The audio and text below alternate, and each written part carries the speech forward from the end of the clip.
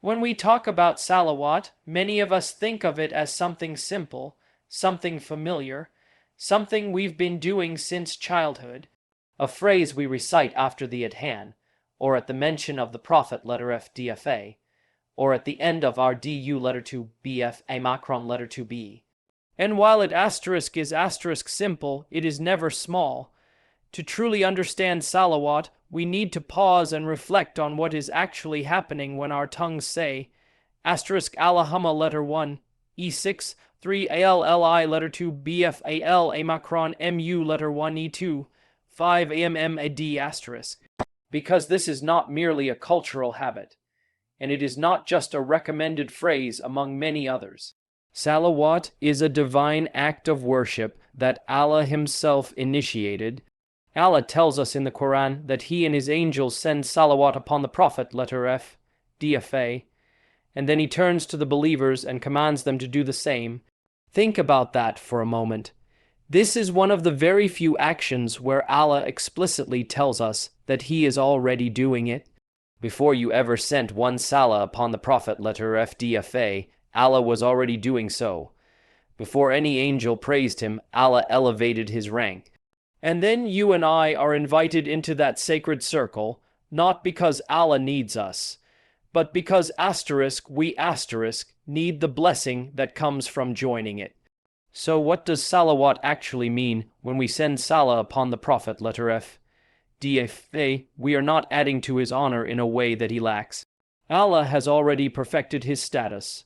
Rather, we are asking Allah to continue to shower him with mercy, elevation, and praise in the highest assemblies. And in doing so, something remarkable happens. Allah turns his mercy back toward us. The Prophet, letter F, DFA, told us that whoever sends one salah upon him, Allah sends 10 upon that person. 1 for 10. No investment in this world gives that kind of return. Salawat is also an expression of love, and love in Islam is never just emotional. It is spiritual and transformative. Loving the Prophet, letter F, DFA, is part of faith itself, and salawat is one of the clearest, most accessible ways to nurture that love. You don't need special words, or a particular setting, or a long preparation. You can be driving, walking, struggling, or even broken inside, and salawat is still available to you. It meets you where you are, and that's why scholars have always said that salawat is not just something you do. It's a relationship you build. The more consistently you send salawat, the more connected you feel to the Prophet, letter F, DFA, to his character, his mercy, his patience, and his concern for this ummah. Over time, it stops being a phrase on the tongue and starts becoming something alive in the heart. So before we talk about its rewards, its effects, and its impact on our lives, we have to begin here, understanding that salawat is a divine invitation, an open door to mercy, love, and closeness that Allah placed directly in our hands. And the question is not whether salawat is powerful, the question is whether we are willing to walk the path it opens. Once we understand what salawat truly is, the next step is to recognize what it unlocks, because Allah does not command an act of worship without attaching to it immense mercy. Salawat is not just a polite gesture of respect toward the Prophet, letter F, DFA. It is a means through which divine mercy actively descends into our lives. And this is something we desperately need, whether we realize it or not. Every single one of us walks through life carrying burdens that no one else can see. Guilt from past mistakes, anxiety about the future, wounds from people who hurt us, prayers that feel unanswered. And often we wonder, where is the mercy of Allah in all of this? What we sometimes forget is that Allah has placed doors of mercy all around us, simple, accessible, and constant. Salawat is one of the widest of those doors. The Prophet, letter F, DFA, told us that when a servant sends one salah upon him, Allah sends 10 upon that servant. 10 acts of mercy in response to one simple phrase, and these are not symbolic numbers.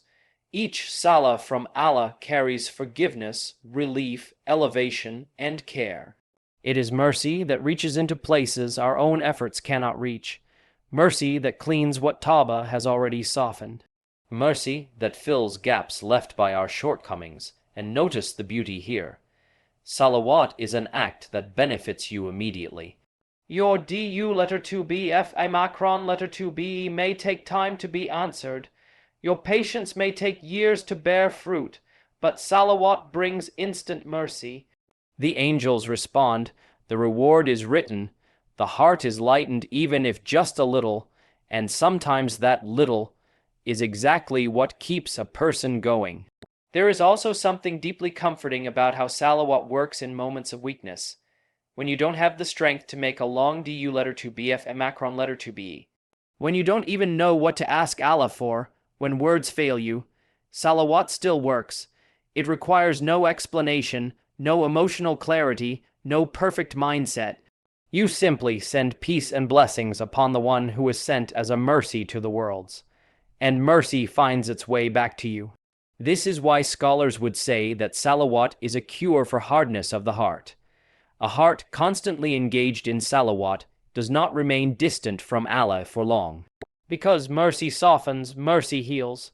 Mercy reconnects what sin and distraction try to sever. Over time, a person who makes Salawat a habit begins to feel Allah's gentleness in ways they cannot always articulate, but they know it's there. And perhaps the most beautiful aspect of this mercy is that it does not discriminate. You don't have to be at your best for Salawat to work. You don't have to be consistent in everything else. You just have to keep coming back. Keep sending Salawat. Keep knocking on that door. Because Allah never tires of showing mercy. And Salawat is one of the clearest ways we invite it into our lives. And if mercy is what we seek, then Salawat is one of the simplest paths that leads us straight to it. When mercy begins to enter the heart, its effects don't remain abstract. It shows itself in the most human way possible. The heart starts to heal. One of the greatest crises of our time is not a lack of information, or even a lack of worship, but a restlessness within. Hearts are heavy, minds are overwhelmed, people are exhausted not just physically but spiritually. And in that space of inner turmoil, Allah has given us remedies that are subtle yet profound. Salawat is one of them. The heart was not created to carry endless anxiety. It was created to remember Allah, and when remembrance weakens, the heart feels it first. That tightness in the chest, that sense of being spiritually drained, that feeling of distance even when we are outwardly practicing. These are symptoms of a heart that needs nourishment. Salawat feeds the heart in a way few other actions do, because it connects us directly to the one whose very presence brought tranquility to those around him. When you consistently send Salawat upon the Prophet letter F, DFA, something begins to shift internally. It doesn't happen all at once, and it doesn't always happen dramatically. But slowly, the sharp edges of stress soften. The constant noise in the mind quiets down. The heart finds moments of stillness again. Why? Because Salawat carries with it remembrance, love, and mercy, all of which calm the soul. The Prophet letter FDFA was sent as a source of healing, not just for society, but for individual hearts. His words healed grief, his character healed anger, his patience healed despair, and when we send Salawat upon him, we are spiritually reconnecting to that source of healing. It's no coincidence that those who increase Salawat often describe a sense of peace they can't quite explain. The heart recognizes what the tongue is doing even when the mind is distracted. Salawat is also powerful because it interrupts negative inner cycles. When anxiety spirals, when sadness deepens, when the heart feels numb, Salawat becomes an anchor. It brings the heart back to something higher, something purer, something rooted in hope. And unlike many other acts of worship, it is light. It does not overwhelm a struggling person. It meets them gently. This is why salawat has always been recommended during times of distress. When the heart feels burdened by sins, salawat softens it. When the heart feels burdened by the world, salawat lifts it. When the heart feels empty, salawat fills it with connection. Over time, it builds resilience not by removing trials, but by strengthening the heart's ability to face them. And perhaps most importantly, salawat reminds us that we are not alone, that our struggles are seen, that mercy is near, that healing is possible. A heart that regularly sends salawat does not remain broken forever, because it is constantly being touched by mercy. And in a world that exhausts the heart daily, salawat becomes one of Allah's quiet ways of restoring it. As the heart heals and faith strengthens, our gaze naturally turns forward beyond this life, beyond our immediate struggles, to the ultimate meeting with Allah. And when the Quran and Sunnah speak about that day, they do so with honesty and gravity. It is a day that will humble even the most confident souls. A day when deeds will be weighed, when excuses will fall away, when every one of us will be standing alone. And in that moment, more than anything else, we will need intercession. We will need elevation. We will need mercy layered upon mercy. This is where salawat takes on a dimension that cannot be overstated. The Prophet letter FDFA was granted the greatest intercession, a station no other creation will share. And while that honor belongs to him by Allah's decree, Allah in His generosity has tied our access to that intercession to our relationship with the Prophet letter FDFA in this life. Salawat is one of the strongest threads that binds us to Him. The Prophet letter FDFA told us that the closest people to Him on the Day of Judgment will be those who sent the most salawat upon Him. Think about that image in a moment when crowds are overwhelming, when fear is intense, when every soul is desperate for closeness to safety. Those who remembered Him often will find themselves nearest to Him. Nearness itself becomes a form of mercy, and salawat does not only secure intercession, it elevates rank. Each salah sent upon the Prophet letter DFA raises a person in status. These are degrees that may not be visible in this world, but they matter eternally. We spend our lives chasing promotions, recognition, and validation that fade quickly. Yet here is an act so simple that it lifts a person in the sight of Allah, an elevation that will never be taken away. What is striking is how accessible this path is. There is no barrier of wealth, education, or circumstance. A person who struggles to pray extra units, who feels overwhelmed by obligations, who worries their deeds are insufficient, salawat remains open to them. It becomes a quiet way of compensating for what we lack, a means of hope when we feel spiritually behind. And this hope is intentional. Allah did not want the path to elevation to be reserved for the elite alone. He wanted doors that the weak could enter, the tired could walk through, and the broken could cling to. Salawat is one of those doors.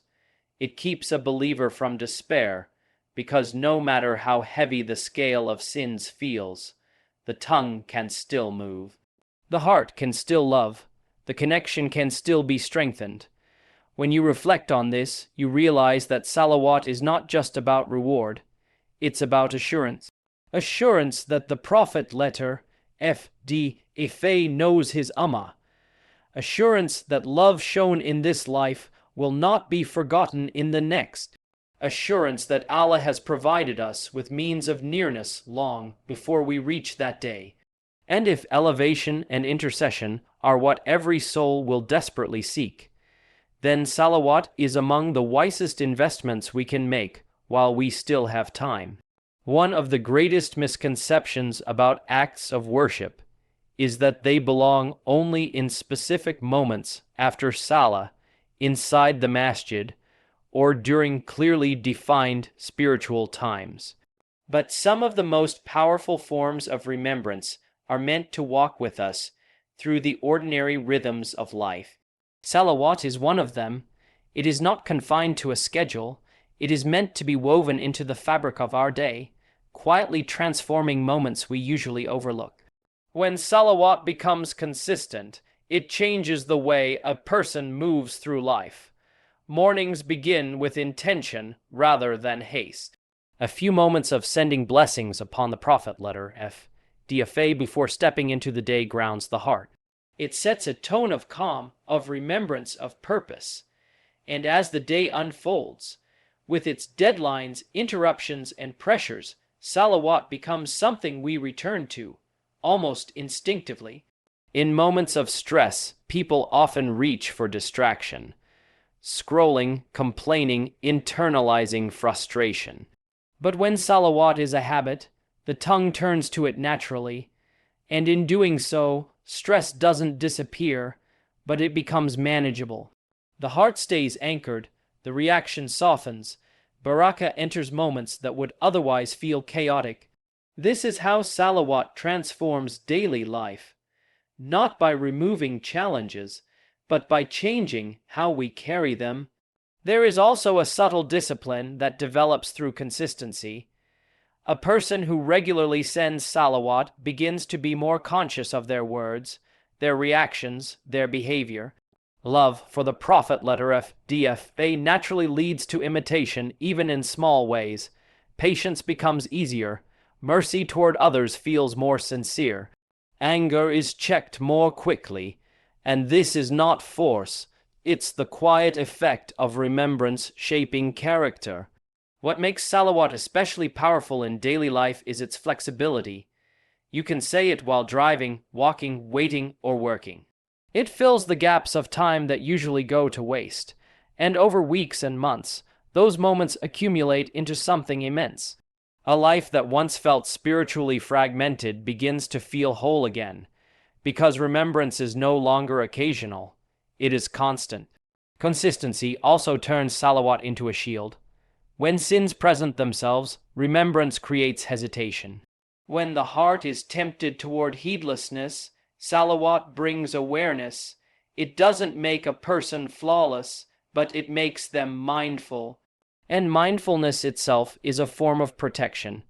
Perhaps the most beautiful aspect of making salawat part of daily life is that it brings companionship. The Prophet letter DFA becomes present in the believer's consciousness not physically but spiritually. His teachings feel closer. His example feels more relevant. And that sense of connection brings strength, especially when life feels isolating. This is how ordinary moments become acts of worship. This is how a busy life becomes a meaningful one. And this is how salawat, practiced consistently, turns routine into remembrance and time into blessing. And when remembrance fills the day, the heart is never truly empty. When salawat becomes consistent, something deeper begins to happen. It no longer remains an individual act confined to personal reward or inner peace. It starts shaping who we are, how we treat others, and how we walk through this world. Because loving the Prophet letter DFA was never meant to be private or passive, it was meant to transform character. And salawat is one of the clearest signs of that love. The Prophet letter DFA was sent as a mercy, not selectively, not conditionally, but broadly and sincerely. He showed mercy to the strong and the weak, the believer and the sinner, the familiar and the stranger. And when a person increases in salawat, that mercy begins to reflect outward. You see it in patience with people who test you. You see it in restraint when anger feels justified. You see it in gentleness where harshness would be easier. This is not coincidence. Love shapes behavior. Salawat keeps the Prophet letter DFA present in the heart, and when someone is present in your heart, their example influences your choices. You begin to ask yourself, even unconsciously, how would he respond here? And that question alone elevates a person. It pulls them away from ego and toward humility, away from harsh judgment and toward compassion, away from self-centeredness and toward service. This is how Salawat strengthens the Ummah, not through slogans or arguments, but through individuals whose hearts have been softened. Communities don't fracture because of a lack of knowledge alone. They fracture because mercy runs out. Salawat replenishes it.